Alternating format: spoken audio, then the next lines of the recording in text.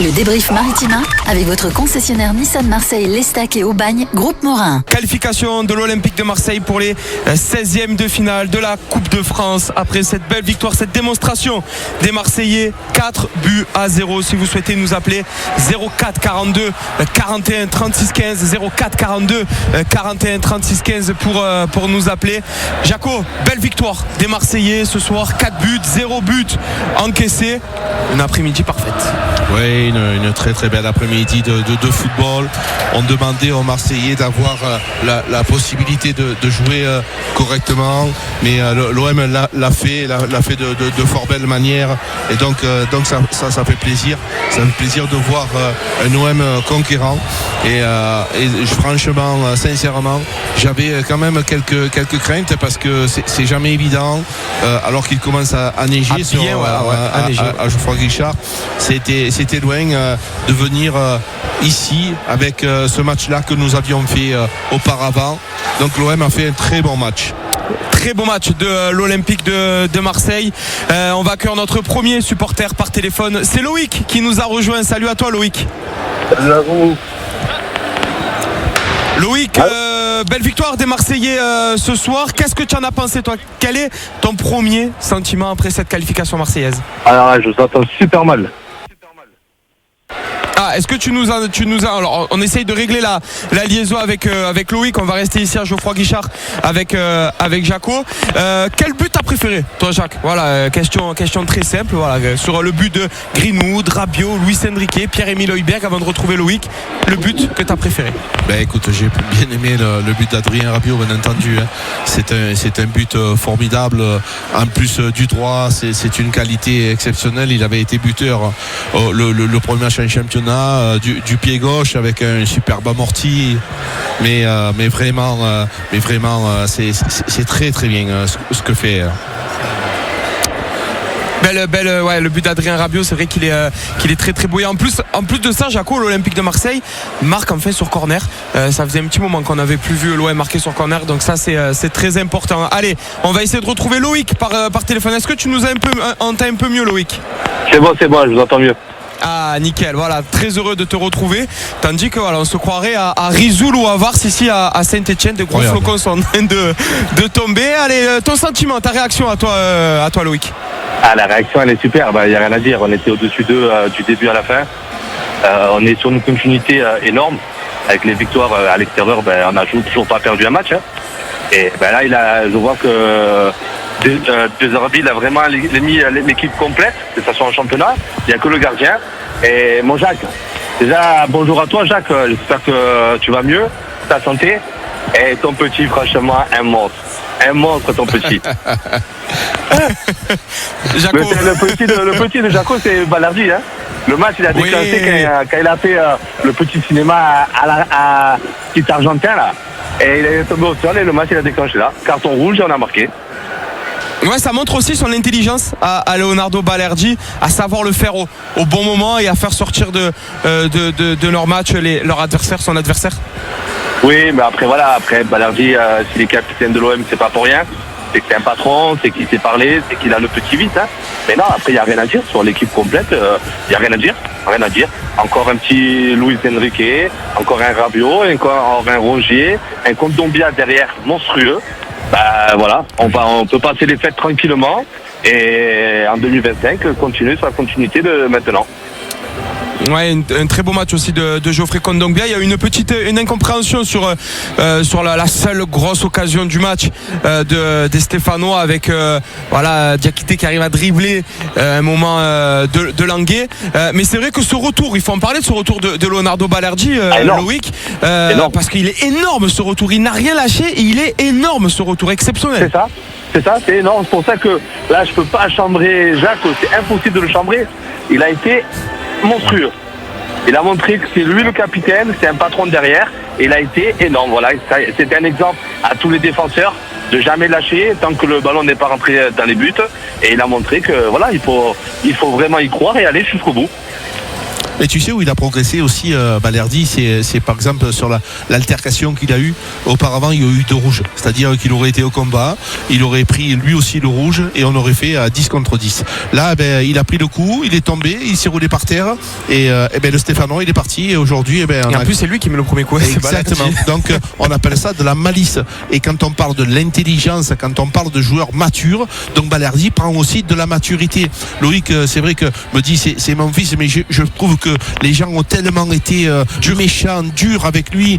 Évidemment que ça n'a pas toujours été rose pour lui, mais quand tu as ce rôle-là de défenseur central, c'est toujours très très difficile parce que la moindre erreur, tu la payes cash, que tu sois gardien ou défenseur central. Quand tu es au milieu, c'est un peu moins difficile. Donc voilà, Balerdi a progressé dans tous les secteurs. Si aujourd'hui il est capitaine, c'est pas pour rien. Il a eu cette année charnière où il a été international argentin.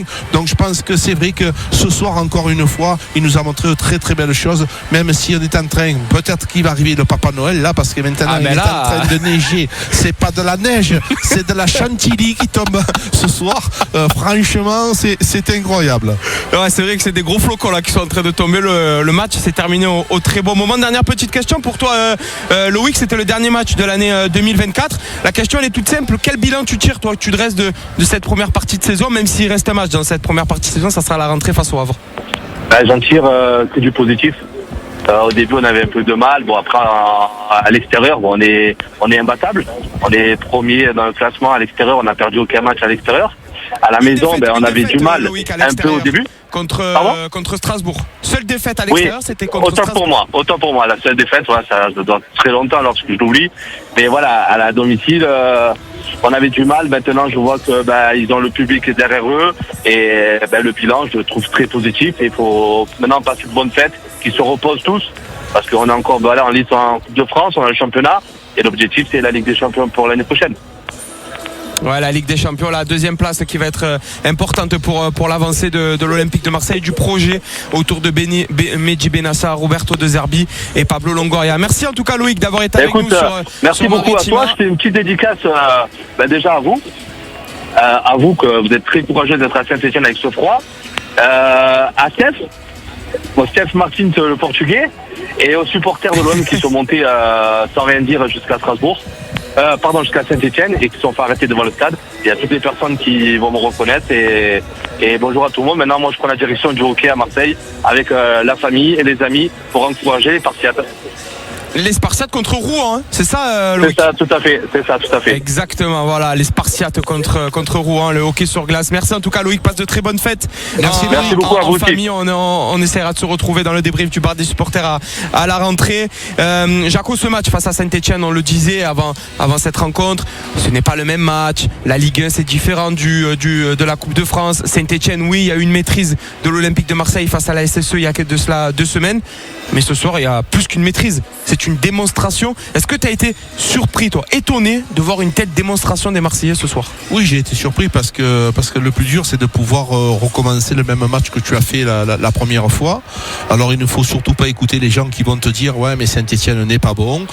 Surtout pas, parce qu'on a vu qu'en Coupe de France, il arrive des exploits. On se rappelle, nous, jouer contre des pas bons, des très mauvais et avoir morflé. Ici même contre Andrézieux. C'était ici même. Andrézieux, excusez-moi. Voilà, donc effectivement, il faut se rendre compte ce n'est pas un exploit, mais c'est un bon match de l'OM. Et si tu veux aller au bout, il faut prendre ce genre de match par le bon bout. Et l'OM l'a fait de fort belle manière. Ouais, avec une entame de match assez bonne des Marseillais et ce carton rouge assez rapidement à la 20e, puis ce but à la 22e en l'espace de 2 minutes. C'est vrai que le match a basculé pour les Marseillais. Alors on enchaîne avec Mehdi qui nous a rejoint. Toi aussi surpris par cette démonstration marseillaise ou pas, Mehdi? Salut à toi. Bonsoir, surpris à moitié, parce que c'est jamais facile de jouer un match de coupe à Saint-Etienne. On pouvait se dire ça va être facile vu le match qu'on a fait en championnat, mais bon, il faut les gagner ces matchs, ça reste un match de coupe face à Saint-Etienne, un adversaire historique. Mais bon, au bout de 2 minutes, j'étais plus surpris en fait. On était repartis sur les mêmes bases qu'un championnat et ils nous ont régalé, quoi. Voilà. Ouais, c'est vrai qu'on a vu un très beau match de la part des Marseillais, une maîtrise, et c'est vrai que là aussi ce qu'on peut souligner, on le reprochait aux Marseillais lors de ces derniers matchs, c'est l'efficacité. Aujourd'hui l'Olympique de Marseille marque 4 buts. Ah ouais, ils marquent 4 buts, mais s'ils avaient appuyé, ils en mettaient 8. Hein. Parce que vraiment, on voyait qu'ils voulaient faire tourner le ballon, pas prendre de risques. Voilà, ça fait plaisir. Hein, les joueurs, on sent qu'ils se régalent. Et, c'était facile, hein, c'était facile. 4 buts construits, enfin 3,5. Et c'est vrai que voilà, on a été efficace et c'est bon pour la suite, quoi, pour l'année prochaine. Ouais, ce qu'on peut remarquer aussi ce soir, mais depuis maintenant quelques journées, on sent que chaque joueur de l'Olympique de Marseille souhaite faire marquer son coéquipier. Il y a plein d'actions qui ne trompent pas. Hein. La tête de Luis Enrique pour Mason Greenwood, c'est superment bien joué.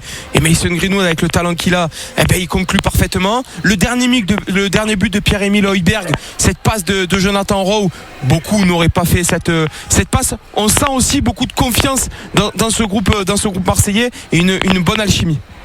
Bah, tu l'as dit, c'est le groupe, ça veut tout dire. Hein. Quand il y a un vrai groupe, voilà, on joue pour les collègues, on joue pour l'équipe, on joue pour tout le monde. Il n'y a pas d'individualité vraiment qui ressort, c'est toute l'équipe et tout le groupe. Et ça, c'est De Zerbi qui a réussi à le mettre en place avec tout le staff. Hein. Mais vraiment, il y a une notion de groupe et voilà, on marque pour tout le monde, on joue pour tout le monde, on se bat pour tout le monde et c'est ça qu'on demande. Voilà, on se régale. Alors, Jacques, tu nous dis souvent que bien sûr tout au long de la saison on va avoir besoin de tout un groupe, de tout le monde. Là il y a eu des entrants qui sont rentrés assez rapidement dans la partie. Roberto De Zerbi a fait 5 changements, c'est assez rare aussi pour le souligner. Parlons de tout ça, de la gestion de ce groupe. Premièrement, est-ce que tu as un peu surpris de voir le 11 même, à part blessure de Langue qui est titulaire? Est-ce que tu attendais toi peut-être Aminari titulaire qui n'est même pas rentré ce soir, un Jonathan Rowe? Au final, même si ça donne raison à De Zerbi, on le savait, hein, mais c'est vrai que la gestion du groupe, on peut se dire les joueurs finalement, même s'ils ne jouent pas, quand ils rentrent, ils sont efficaces. On l'a vu avec Jonathan Rowe notamment. Donc c'est toute la difficulté quand tu sais gérer un groupe, quand tu es coach, tu as le terrain, tu as le hors terrain, et ça c'est le plus difficile à gérer les égos. Ceux qui jouent sont souvent contents, ceux qui jouent pas, ils sont souvent un peu moins contents. Donc voilà, quand on connaît la difficulté de la gestion d'un groupe, c'est aussi par là. Donc pour l'instant, le staff de l'Olympique de Marseille, et moi je dis toujours le staff parce qu'on dit Roberto De Zerbi, mais il n'est pas tout seul. Il est loin d'être tout seul à l'Olympique de Marseille, et il y a beaucoup de monde autour de lui. Et quand tu as des gens qui ne jouent pas, tu as forcément des gens qui s'occupent de ceux qui ne jouent pas en avant-match, en après-match, et ces gens-là ils font du très bon travail, puisque aujourd'hui l'Olympique de Marseille a un groupe soudé. Donc bravo au staff de l'OM, parce que je te garantis que ça c'est une des choses les plus dures à réaliser, la gestion d'un groupe comme dans une entreprise. Pour pouvoir gérer l'humain, c'est très difficile. Ouais, très compliqué à gérer ce groupe. Tu t'attendais toi à voir finalement l'équipe entre guillemets titulaire ce soir, Mehdi, face à l'AS Saint-Etienne, ou tu attendais quelques petits changements? Non, vraiment, moi je m'attendais vraiment à voir l'équipe titulaire, parce que la Coupe de France c'est important. C'est une coupe que l'OM veut gagner. Bon, il n'y a pas de demi-mesure là. Il fallait y aller à fond. Et voilà, je comprends que le staff ait choisi de mettre l'équipe titulaire. Il faut aller au bout de cette coupe. Ça fait des années qu'on l'a pas gagnée. C'est très important pour tout le monde. Justement, Mehdi, qualification de l'Olympique de Marseille en 16e de finale. Il y a le tirage au sort ce soir. Est-ce que tu souhaites plutôt une équipe entre guillemets plus faible, en autre division que la Ligue 1, ou tu souhaites dès maintenant que les Marseillais s'affrontent au plus gros cylindré? Ce que je souhaite en priorité, c'est de jouer à la maison déjà. Ça, je pense que c'est primordial. Et puis après, voilà, l'équipe qu'on a, on peut battre tout le monde à la maison. Ça, c'est. Après, on s'est souvent cassé les dents contre des petits. Voilà, on connaît. Hein. Mais moi, la priorité, c'est de jouer à la maison. Après, on prend tout le monde. On verra. En tout cas, ça sera ce soir le tirage au sort en amont du match entre le RC Lens et le Paris Saint-Germain. On restera bien évidemment attentif, et ça sera bien sûr à suivre sur Maritima. Merci en tout cas, Mehdi, d'avoir été avec nous dans le débrief du bar des supporters. On le rappelle, la victoire 4-0 de l'Olympique de Marseille face à la SSE, avec des buts de Pierre-Emile Højbjerg, de Adrien Rabiot, de Luis Enrique, de Mason Greenwood. Et pour en parler, on accueille un invité un petit peu spécial, c'est Marian de Marc, Marian Barthélémy, qui a fait le déplacement avec nous et qui est là même avec nous pour le débrief. Ouais, bonsoir Enzo, bonsoir Jacques. Marian, comment tu as vécu ce match entre supporters stéphanois, même s'il y avait quelques petits supporters marseillais? Ouais, il y en avait 5 ou 6 derrière moi. J'ai vu sur le côté là-haut aussi 2-3 mecs se lever pendant les buts. Franchement, il y avait il y a 3 classes d'écart. C'est impressionnant. Je me disais, c'est la coupe, c'est le dernier match de l'année. Ils ont un public exceptionnel, parce qu'il faut le dire. Et les mecs, enfin, ils sont pas au niveau. Je me fais du souci pour eux. Voilà. Après, concernant l'OM, c'est un plaisir de les voir jouer comme ça, et c'est surtout le sérieux et l'application qui a été mise en place, et ça dès le début. C'est ce que tu retiens, toi, le sérieux des Marseillais, dans tout finalement les compartiments du jeu. On le voyait, Roberto De Zerbi, dès la première minute, il se retournait, parlait à son staff, enranguait même son staff. On sent vraiment que la rigueur est de mise dans le groupe marseillais. Et je dirais que De Zerbi, le match, il a préparé il y a 15 jours, quand il a commencé à parler de valises. Il fallait que les joueurs, je pense qu'il les a conditionnés à ce moment-là, je pense. Et franchement, voilà, après ils ont fait le boulot, ils ont fait le job. Et après, on aurait pu marquer en tout début de match. Et après, à la 22e, quand il y a le carton, le but derrière, c'est plié, parce qu'on voit que l'OM maîtrise vraiment son sujet. Et ça, quand on a marqué un but, après, je pense qu'on devient quasi intouchable, même s'il y a eu ce petit couac contre Lille dans les 5 dernières minutes. Mais tu sais, Marian, toi qui as été, on le rappelle, champion du monde de boules, un grand monsieur de la pétanque, on le sait tous, même à la longue, tu as l'habitude des grandes compétitions, et tu nous disais, oui, effectivement, Olympique de Marseille a joué contre une petite équipe de Saint-Etienne, mais toi qui joues au boule, des fois tu joues contre des petites équipes, c'est jamais facile de pouvoir jouer contre des petites équipes. Est-ce que c'est pas aussi l'Olympique de Marseille qui s'est rendu le match facile par son implication, par sa qualité technique, de ne pas les prendre de haut, de faire des bonnes passes bien précises, de pouvoir avoir cette stratégie qui a été mise en place par l'entraîneur. Donc je pense qu'il y a aussi des automatismes qui sont en train de naître et qui mettent à mal les adversaires. Oui, tu as raison, Jacques. De toute façon, en sport, il faut respecter tout le monde. Exactement. Voilà, il y a un favori, c'est toujours comme ça, mais il faut respecter tout le monde. Après, on joue à 11 contre 11, et voilà, et c'est dans la préparation, il faut jamais rien négliger. C'est ça qui me semble très important. Je voudrais revenir sur un point qui me paraît essentiel aussi. Je trouve que la fédération et la Ligue ont fait un super truc de mettre ce dernier match de Coupe de France en fin d'année et non plus en début d'année, parce qu'en début d'année, je trouve qu'il y avait beaucoup plus de surprises.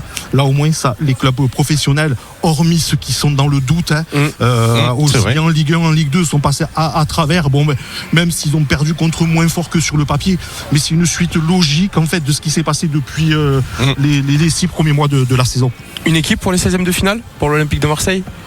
Ça serait bien de revenir ici contre le Puy ou que Espali Saint-Marcel, comme ça vous reviendrez 3 fois en un mois. Vous voyez l'écart de température, et peut-être qu'au mois de janvier, je pense que là par contre vous allez finir esquimaux, les amis. Voilà, il s'est arrêté de neiger, voilà, c'est important de le dire, il s'est arrêté de neiger. Merci Marian d'avoir réagi rapidement dans ce débrief du bar des supporters. On enchaîne avec Priscilla qui nous a rejoint. Salut à toi Priscilla. Salut. Priscilla, on le disait avec Jacques et Marian, oui, l'adversaire était faible, mais c'est l'Olympique de Marseille qui a rendu aussi cet adversaire faible avec un sérieux vraiment irréprochable ce soir des Marseillais. Ah oui, on a eu la maîtrise tout au long du match, et moi je pars du principe que du moment où on arrive à avoir la maîtrise au milieu du terrain, c'est la zone la plus importante. On l'a bien vu, le nombre de ballons qu'on a récupérés dans les 5 secondes où Saint-Etienne avait le ballon. C'était vraiment impressionnant, le travail qu'on a fait au milieu du terrain. Et je pense que pour moi, c'est ce qui a fait basculer le match. Ouais, c'est vraiment le compartiment au milieu de terrain qui t'a le plus satisfait. Toi, ce soir, c'est même pas l'animation offensive, c'est vraiment Rabiot, Højbjerg et Valentin Rongier. Je pense qu'il faut un gros milieu de terrain pour gagner les matchs comme ça. Et on s'est rendu facile le match parce qu'on a récupéré beaucoup de ballons et qu'on a été très vite de l'avant. Ça m'a un peu frustré la deuxième mi-temps parce que, comme l'a dit Mehdi, on aurait pu en mettre beaucoup plus. Mais à 3-0, on maîtrise le match, on fait un peu respirer les joueurs, le physique un peu. Donc je pense que on l'a maîtrisé de bout en bout, autant techniquement que physiquement. Mais le milieu de terrain, moi, m'a impressionné. Ouais. Qui t'a le plus impressionné? Un joueur en particulier? Rongier. Ouais, là, en termes de récupération, bien évidemment, c'est vraiment son domaine de prédilection. Après, j'ai bien aimé Enrique. Ah, Luis Enrique, ben voilà, tu me fais une belle passe D, parce que c'est vrai que Luis Enrique, on en parle, Luis Enrique il a changé, Luis Enrique il est mieux, on n'a pas le même Luis Enrique.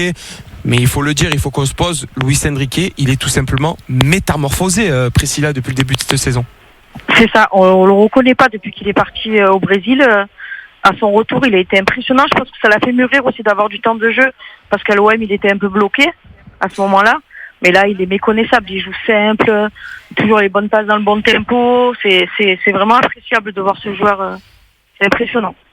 On a l'impression qu'il a aucune pression, alors qu'avant, on a l'impression, dès qu'il avait le ballon, on était stressé. On se disait qu'est-ce qu'il va faire avec. Non, vraiment, là, c'est impressionnant. Jacques, un mot sur Luis Enrique, sa progression, 14 matchs, 6 buts, 6 passes D. Voilà, il s'affirme, il s'est affirmé en tant que titulaire indiscutable, et même quand Luis Enrique fait des changements au cours de la rencontre, c'est rare qu'il cède sa place, Luis Enrique. Ouais, Luis Enrique n'a pas progressé, il s'est métamorphosé complètement. C'est plus du tout le même genre de joueur. Il a pris de la masse musculaire. Quand il porte le ballon, il est très très près du ballon. Il a une qualité, une aisance technique qui lui permettent d'avoir de la lucidité, du calme, du sang-froid. On le voit aussi buteur, mais aussi auteur de passes décisives. Il est toujours dans les bons coups et en plus, on le disait régulièrement, il a un rôle qui est prépondérable dans la construction du jeu de Zerbi. C'est-à-dire qu'il faut qu'il attaque, mais il faut aussi qu'il défende, et il le fait de fort belle manière. Donc ce fameux rôle hybride, capable d'être défenseur, attaquant, d'avoir la lucidité, de donner le dernier ballon pour pouvoir essayer de donner un bon ballon à son copain et d'être aussi performant défensivement. Il faut que tu puisses avoir beaucoup de coffres, beaucoup de qualité physique pour pouvoir jouer ce rôle. Et donc le voir, comme le disait Priscilla, aussi bien, aussi fort, aussi bon, tout simplement, je m'attendais pas autant, franchement. Ouais, c'est vrai que son importance dans le jeu de Roberto De Zerbi, il est peut-être un des joueurs les plus utilisés par Roberto De Zerbi depuis le début de cette saison. Quel bilan tu tires, toi, Priscilla, de ces premiers mois de compétition de l'Olympique de Marseille sous Roberto De Zerbi? Moi, je suis assez satisfaite du jeu qu'on arrive à faire. Après, c'est vrai qu'on a eu des matchs contre Paris, par exemple, où je pense que c'est un match qu'on n'a pas joué, c'est dommage. Mais après, j'ai assisté à tous les matchs au Vélodrome et j'ai regardé tout ça à l'extérieur. On sent, plus les matchs passent, on sent qu'il y a une équipe qui est en train de naître, un groupe. Comme vous dites, ils jouent tous pour les copains.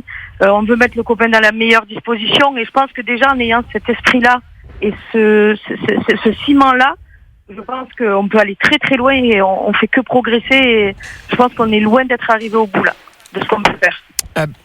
On l'espère. En tout cas, les Marseillais vont partir en vacances tranquillement avec ta tête bien reposée avant de revenir et d'affronter le Havre le dimanche 5 janvier à 20h45 avec bien sûr un match au Vélodrome. Merci Priscilla d'avoir été avec nous, de très bonnes fêtes à toi de fin d'année.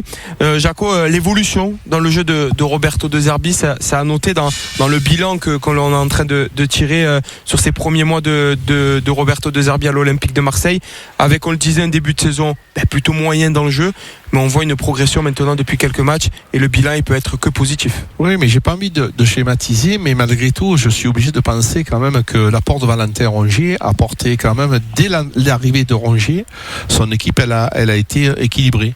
Alors la cause des faits, je suis désolé, mais alors c'est plus Rongier ou c'est plus le changement de système? Toi tu pointerais plus Valentin Rongier? Je pense qu'il a été auteur de nos matchs. Il est au milieu, dans le rôle que demande De Zerbi à Valentin Rongier. C'est un rôle de calmer, de récupérer. C'est le stabilisateur. On l'a dit régulièrement. Il a détruit les attaques adverses. Il récupère énormément de ballons et ses relances, elles sont nettes, elles sont claires, elles sont précises. Donc je pense que le renouveau de l'Olympique de Marseille est aussi dû aux performances de Valentin Rongier. Ouais, les performances extraordinaires de Valentin Rongier. On va en parler avec Nico qui nous a rejoint. Salut à toi Nico. Nico, est-ce que tu nous entends, Nico? Nico n'est pas encore disponible, donc on va essayer de le retrouver. L'apport de Valentin Rongier, l'apport aussi de Pierre-Emile Højbjerg qui marque encore ce soir, l'apport de Adrien Rabiot aussi qui marque aussi ce soir. C'est Priscilla qui nous disait le milieu de terrain de l'Olympique de Marseille ce soir l'a impressionné, et elle a raison, parce que finalement sur les 3 milieux de terrain, même si Rabiot il ne joue pas au poste vraiment de milieu de terrain, ils ont marqué, 2 sur 3 ont marqué. Rongier aurait pu être décisif sur un des buts.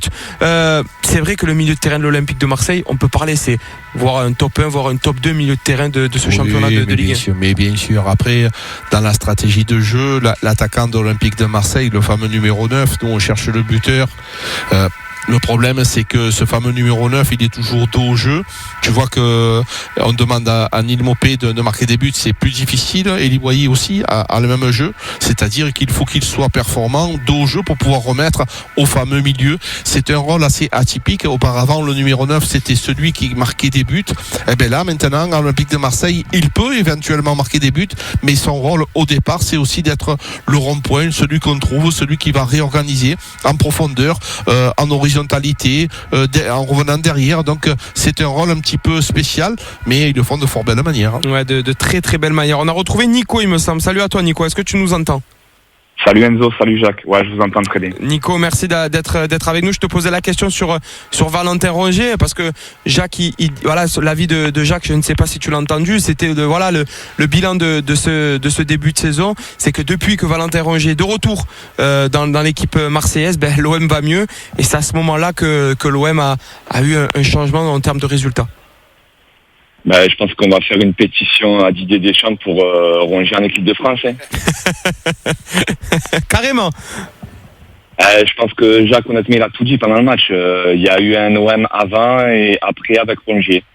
Voilà, il apporte, il stabilise le milieu, il stabilise l'équipe.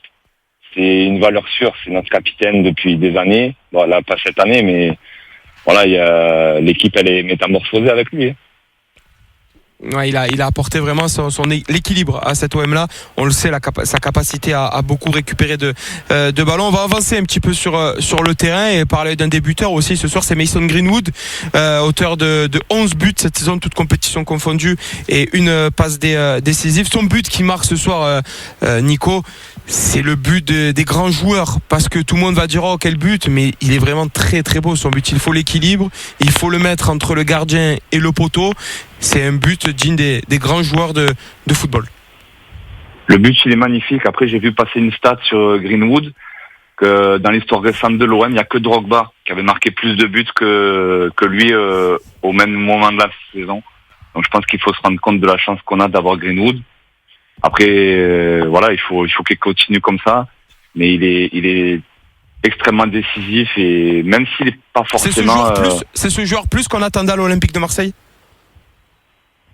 Complètement. Je pense que l'année dernière, on avait un Aubameyang devant, mais il était un peu seul. Mais je pense que Greenwood, vraiment, il fait des différences. Et ce que j'apprécie beaucoup, c'est que dans son jeu, il est très collectif. Il joue pas seulement pour stater, juste pour marquer des buts. Il joue vraiment avec ses coéquipiers. Il les fait briller aussi, à l'image de Luis Enrique. Donc c'est vraiment un gros plus. Et j'attends vraiment une grosse deuxième partie de saison de sa part. On en attend tous une grosse partie de saison, comme tu le dis, de Mason Greenwood. Un bilan, Jaco, toi, de Mason Greenwood sur cette première partie de saison, avec on peut le résumer, un bon début de saison. Il a eu quelques semaines un petit peu compliquées où on se disait il marque plus, il est plus décisif. Et là, depuis quelques temps, ça y est, on a retrouvé un peu le Mason Greenwood. Oui, on l'a retrouvé, mais c'est aussi la façon de jouer de l'Olympique de Marseille qui a changé, qui a permis à Greenwood d'avoir un peu plus d'espace. Il a fait un début de saison tonitruant, et donc tous les adversaires se sont focalisés sur lui. On avait toujours 2 ou 3 joueurs capables de venir le fermer, et donc l'OM a changé aussi de méthode de travail, en profitant aussi de l'apport de Quentin Merlin sur le côté gauche, de pouvoir aussi donner un peu plus de liberté à Adrien Rabiot, et aussi à Mason Greenwood, qui lui maintenant n'est plus obligé de rester dans son couloir. Il est capable d'être un petit peu à droite, à gauche. C'est devenu l'électron libre, et donc ça lui donne la possibilité de pouvoir être beaucoup plus trouvé, d'être beaucoup plus utile. Et quand il a le ballon dans les pieds, excusez-moi, mais il se passe toujours quelque chose. Il se passe toujours quelque chose, il est toujours décisif, il fait vibrer les supporters de l'Olympique de Marseille. Plus globalement, Nico, le bilan, toi, que tu fais de cette première partie de saison? C'est très encourageant pour la suite, parce que même si on a eu des hauts et quelques bas, mais pour moi, je pense que l'OM actuel, on est à 60-65% de ce qu'on est capable de faire, et on est en train de monter en puissance. Et je pense que pour la deuxième partie de saison, ça peut vraiment augurer de très belles choses. Je pense qu'on peut vraiment grandement vibrer en deuxième partie de saison. Il faut continuer comme ça, à travailler sérieusement. peut-être se renforcer un petit peu au mercato, mais je suis très très confiant pour la suite. Eh ben, on espère que cette dynamique va se poursuivre pour, faire une petite dédicace, Enzo, s'il te plaît. Bien sûr, Nico, vas-y, je t'en prie. Déjà, une grosse dédicace à toute l'équipe de Maritima. Franchement, vous nous régalez semaine après semaine et voilà, c'est vraiment un kiff de vous suivre. Toute l'équipe, Karim, toi, Enzo, Jacques, Steph Martins aussi. Et voilà, donc je vous souhaite à tous de passer de bonnes fêtes de fin d'année. Je fais un gros bisou à ma femme et à mes filles et un gros bisou à tous ceux qui me reconnaîtront. Merci Nico. Merci Nico, passe de bonnes fêtes à toi aussi en famille lors de cette fin d'année 2024. On se retrouve bien sûr en 2025 pour parler ensemble de l'Olympique de Marseille. Merci Nico d'avoir été encore une fois avec nous sur Maritima. Jaco, on parle depuis tout à l'heure, voilà, de cette qualification bien sûr qui est importante pour l'Olympique de Marseille. On est obligé un petit peu de tirer un petit bilan de ce début de saison pour les Marseillais et Roberto De Zerbi. Si on se projette un petit peu, il y a le mercato là qui va ouvrir dans pas très longtemps. Les priorités pour toi de ce mercato quand tu analyses le début de saison marseillais? J'en ai pas. Tu n'en as pas? Non, okay. J'ai pas de priorités. J'ai entendu des gens avoir besoin d'un défenseur central. Mehdi Benassia nous a bien résumé, c'est-à-dire que le défenseur central côté gauche, aujourd'hui j'ai Geoffrey Kondogbia. Alors oui, on va me dire ouais, mais ce n'est pas un défenseur central, mais aujourd'hui il est en train de le faire. Il fait le taf de fort belle manière. Pour avoir un joueur de cette qualité, il faut falloir le payer très cher.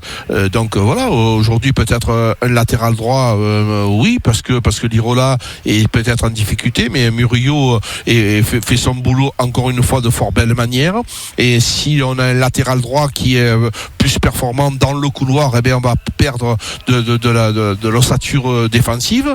Donc voilà, on a aussi un jeu atypique. Il va falloir avoir pour que les joueurs puissent s'approprier le jeu de l'Olympique de Marseille, il faut du temps. Et donc si tu as un gars qui arrive déjà au mois de janvier alors que le championnat s'arrête déjà au mois de mai, il va falloir le temps qui s'adapte à la méthode de Zerbi. Donc pour l'instant, j'ai pas forcément besoin d'énormément de joueurs. Eh ben voilà, on verra. De toute façon, on restera attentif à ce que décide le board olympien sur ce mercato hivernal. Il y aura peut-être aussi des mouvements en termes de sortie de joueurs qui quittent le club. Pablo Longoria le disait dans sa conférence de presse dans la semaine, des joueurs en manque de minutage. Voilà ce qu'il a dit. Donc on est bien sûr attentif à tout cela. Là, on va continuer ce débrief du BDS avec Steph Martins qui nous a rejoint. Salut à toi, mon Steph. Salut frérot, salut. Steph, ton analyse, à toi, comment tu l'as vécu cette rencontre derrière ton écran, cette belle victoire marseillaise, cette démonstration? Avec beaucoup de sérénité. Bon, beaucoup de personnes ont parlé. D'abord, je tiens à remercier Loïc et Nico pour les messages à mon encontre, à l'encontre de l'équipe, parce que ça fait toujours plaisir. Et avec beaucoup de sérénité. Et qu'est-ce que ça fait plaisir de pouvoir regarder un match de l'OM avec tranquillité, sans pression, sans être stressé. En pyjama, tranquille, en pantoufle. Au chaud. Ah oui, ça fait vraiment du bien. Et ce soir, voilà, on a vu énormément de maîtrise. Et je rejoins Jacques, parce que souvent, une fois que tu gagnes, tu dis c'était facile, mais il faut se rendre facile les matchs. On a vu face à Reims, face à Angers, face à Auxerre, on a galéré. Donc encore une fois, en 2 semaines, tu arrives à mettre 6 buts à Saint-Etienne, même qui sont au fond du trou, mais il faut quand même aller les chercher et les mettre. Ouais, il faut aller les chercher ces buts marseillais, parce qu'on le dit, manque d'efficacité pour les Marseillais lors de ces derniers matchs. Et ce soir, les Olympiens nous ont fait mentir avec 4 buts inscrits. C'est un petit peu la question que je posais à Jacques tout à l'heure. Steph, quel but toi tu veux retenir ce soir après cette qualification en 16e de finale? Moi, j'aime bien le premier de Greenwood. Il est tout simplement splendide, cette frappe qui met côté fermé. Donc c'est celui qui te débloque le match. Celui-là est vraiment très très beau. Et après, il y a des beaux buts. Le dernier de Hubert avec la passe d'Euro, le corner avec la réception de Rabiot. Il y a franchement des beaux buts. Il n'y a que Luis Enrique qui a un peu de réussite sur la frappe contraire. Elle lui vient dans les pieds, mais voilà, faut le mettre au fond aussi. Donc et aussi ce soir, mon petit chouchou de toujours a fait encore un très très très gros match avec un but et 2 passes décisives. Il est tout simplement stratosphérique, très pro, toujours dans la combativité, donc ça fait plaisir à voir. Ouais, le point positif aussi ce soir, Steph, c'est que malgré la petite occasion qu'ont eu les Stéphanois, la grosse occasion, le retour de Leonardo Balerdi, ouais, la grosse occasion, les Marseillais n'ont rien concédé finalement ce soir, beaucoup de solidité, beaucoup de maîtrise.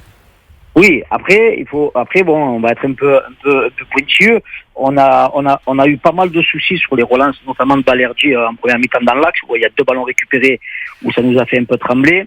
Heureusement que Saint-Etienne ne nous joue pas les coups à fond et est vraiment très très très très faible aussi, encore une fois, dans le secteur offensif. C'est ces petits détails-là qu'il va falloir régler et corriger, mais que dire de son intervention sur son retour qui fait, tout simplement exceptionnel. Voilà, encore une fois ce soir, un Balerdi, hormis ces 2-3 petites relances qui nous ont mis en difficulté en première mi-temps dans l'axe. Sinon, tout le reste. C'est un peu le risque aussi du jeu demandé par De Zerbi, Steph. Ouais, mais attention, comme Saint-Etienne ça passe, tu mènes 1-0, tu es face à Monaco, Paris, Lens, Lyon avec un système offensif beaucoup plus élevé, autant tu peux revenir au score et le match change. Donc des fois, prendre des risques dans ce secteur de jeu-là, il faut être sûr de ce que tu fais, parce que la moindre erreur, généralement, à ce niveau-là, tu la payes cash. Ouais, après c'est surtout aussi la qualité de la pelouse, parce que quand je les ai vus un petit peu relancer comme ça et que moi quelques minutes avant j'étais en bas au bord pelouse, j'ai vu la qualité de la pelouse, je me suis dit aïe y a un mauvais contrôle, un ballon topé. Donc tu vois, eux le voient aussi, donc c'est ça aussi. Donc après, eux le voient c'est aussi. Ce que demande le coach. C'est ce que demande le coach. Ouais, mais le problème, Steph, c'est sûr que le coach, lui, il veut cette méthode de travail. Alors c'est vrai que nous, ça nous fait peur, parce que on tremble. Hein. Je me rappelle aussi ces relances dans la surface de réparation, où même le nouveau gardien a fait ce qu'il fallait. Jeffrey Delang. Et des fois, on se dit, mais Balerdi, pourquoi il prend autant de risques? Mais c'est ce que demande le coach. Et donc, c'est leur méthode de travail, et ils ne la changeront pas. Et c'est vrai que je te rejoins, des fois on tremble, des fois on a peur, mais c'est comme ça, c'est qu'on demande aux joueurs. Quand ça passe, on va dire c'est bon. Ouais, tant que ça passe, c'est bon. Pour l'instant, il n'y a pas d'erreur, et on l'espère qu'elle arrivera le plus tard possible ou pas du tout. Voilà, cette erreur de technique des Marseillais. Un petit bilan, Steph, de cette première partie de saison de ton club de cœur. Un petit bilan qui est tout simplement très très positif. Voilà, on va pas dire excellent, parce que voilà, comme je le disais auparavant, des matchs à domicile face à Rennes, Angers, Auxerre, tu n'as pas le droit de ressortir avec 2 points sur 9, et quand on voit l'écart qu'il y a avec le premier, tu aurais pu être vraiment l'étalonner et être détaché à la seconde place, mais ça fait partie du football. Sinon, ça serait trop simple de te dire, avant le championnat, tu joues contre des équipes de bas de tableau, c'est automatiquement victoire. C'est la magie de ce sport-là. Et c'est ce qui t'oblige aussi à être tout le temps à 100%. Souvent, on en parle dans le BDS, quand on emprunte des clubs dits, avec tout le respect qu'on a, inférieurs à nous, qu'il faut toujours mettre les ingrédients, toujours être à 110, 120, parce qu'eux seront à 150%. Et si tu fais pas le travail, tu le payes cash. Et c'est ce qu'on avait un peu en début de saison, parce qu'on n'avait pas encore tous les automatismes. On voit que l'équipe monte en puissance et elle progresse énormément. Mais voilà, donc franchement, c'est de très très bon augure. Ça m'embête un peu que la trêve arrive à ce moment-là, parce qu'on est vraiment bien, on reste sur 4 victoires consécutives.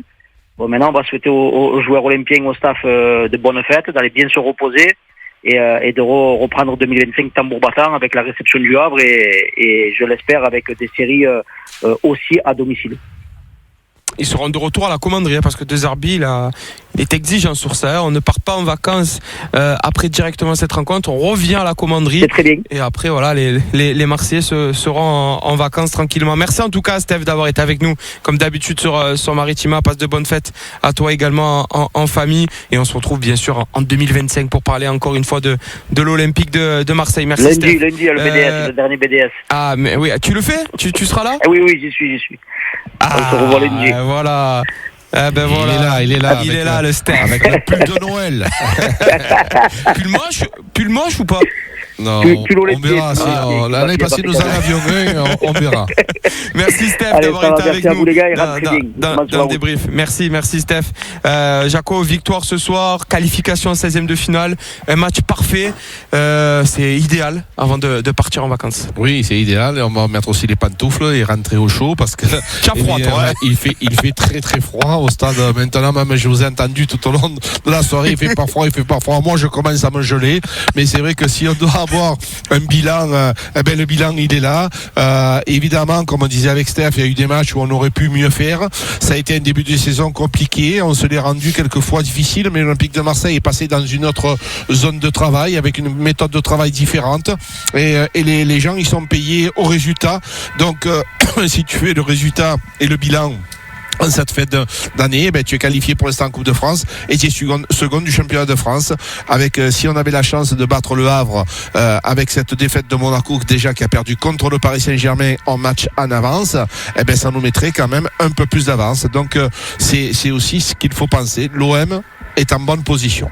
L'OM est en très très bonne position, une très belle année 2024. On espère que l'année qui arrive 2025 sera encore plus belle pour les Marseillais. Merci Jaco pour cet après-midi football ici à Saint-Etienne. Merci Enzo, merci à tous, merci à Jeff, à la régie de nous aider à vous faire vivre des moments merveilleux.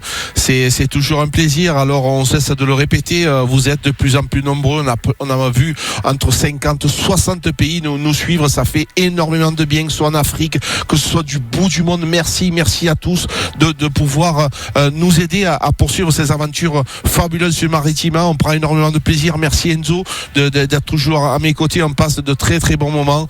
Ton petit vieux, il est là, il est à tes côtés. Donc je vous embrasse à tous et encore une fois merci de votre fidélité. Merci Jaco, bien évidemment pour toutes ces soirées foot sur Maritima qui vont continuer bien évidemment en 2025. Il est l'heure de partir parce que voilà, les lumières se sont éteintes ici à Geoffroy Guichard. Il est l'heure de se dire au revoir. On le rappelle, belle victoire des Marseillais, 4-0 avec des buts de Mason Greenwood à la 22e minute, de Adrien Rabiot à la 35e, de Luis Enrique à la 69e et de Pierre-Emile Højbjerg à la 80e minute. Tirage au sort de ces 16e de finale de Coupe de France. Ça sera juste avant le match entre Lens et le Paris Saint-Germain et vous serez bien sûr avertis sur notre site maritima.fr. Excellente fête de fin d'année en votre compagnie sur Maritima. Bon week-end également sur Maritima. Bonne fin de week-end et demain, comme le disait Steph, le retour du bar des supporters pour débriefer cette belle victoire marseillaise. Excellente soirée sur Maritima. Alors que Balerdi cherche et trouve Luis Enrique de la tête, la remise et le but, il est là, le but de Mason Greenwood, la punition, et il vient fêter, oui mon petit, il vient fêter devant le COP des Stéphanois. Ils peuvent chanter la canne de bière, la canne de bière, pas la canne de bière, elle est là la canne de bière, elle est là, 1-0 pour l'OM, carton rouge, le coup franc joué rapidement, la tête en retrait de Luis Enrique, la reprise sans contrôle de Mason Greenwood et ça fait 1-0 pour l'Olympique magnifique, l'Olympique des merveilles qui vient déjà de faire de donner un coup très douloureux à ces Stéphanois. 1-0 avec un nouveau but ici à Saint-Etienne dans le chaudron de Mason Greenwood. Appuie-toi, Luis Enrique, il est bien frappé, la reprise, le but, il est magnifique, le pied droit, il ne lui sert pas qu'à monter dans le bus. C'est Adrien Rabiot sur cet excellent corner frappé par Luis Enrique et Thomas Dalima. La reprise de l'international français du pied droit. On demande des buts sur coup de pied arrêté. En voici, en voilà. Et là, c'est Adrien Rabiot. C'est dans le désordre, Jaco. C'est le duo qui avait déjà marqué le 8 décembre. Rabiot, Greenwood. Aujourd'hui, c'est Greenwood, Rabiot. Et celui-là, Jaco, il est 5 étoiles pour Adrien Rabiot. Avec Luis Enrique à l'entrée de la surface. Tentative de 1-2. Jonathan Rowe. Est-ce qu'il va frapper pied gauche? Va l'interroger, c'est contré. Luis Enrique, il a cassé les barres pour le 3e but. Voilà, 2 passes D, un but pour le Brésiliano de l'Olympique de Marseille, Luis Enrique et Thomas Dalima. 3-0, il le fallait, Jaco, celui-là, il le fallait, parce que maintenant, voilà, regarde, il danse devant les supporters. Eh oui, danse, fais ce que tu veux. Danse, mon chéri, danse. Tu mérites, Toto. Oui, tu le mérites énormément parce que c'est un joueur qui est dans l'ombre, mais il a été souvent passeur décisif. Et quel plaisir de le voir maintenant buteur. Luis Enrique qui est devenu tout simplement indispensable à l'équilibre de l'Olympique de Marseille. Quel joli but encore une fois. Il est venu, comme disait Karim, casser les barres avec cette sagesse. Quel équilibre, Jaco, dans le geste. Avec Luis Enrique pour Jonathan Rowe. Il va y aller dans la surface. Jonathan Rowe, le ballon pour Højbjerg et ça fait 4. Le 4e but but de l'Olympique de Marseille. Alors que les supporters. Non, ils descendent pour se chauffer un peu. En fait, si tu veux, ils ont inversé les rôles. C'est un petit peu moqueur narquois. Pour leurs joueurs. Il faut comme si c'était les Verts qui marquaient. Voilà, c'est ça, c'est ce que je veux dire. Bien sûr. Oh là là, ce centre en retrait. Et ce quatrième but, alors que là, la messe est dite. J'ai l'impression que les supporters commencent à bien quitter le stade derrière nous. La messe, je pense que plus que la messe, le pape il est parti. Il y a tout pour ranger tous les chandeliers. Ce ballon de Jonathan Rowe au deuxième poteau, le plat du pied, sécurité de Pierre-Emile Heubert. 4-0 à la 80e. Il reste 10 minutes, Jaco.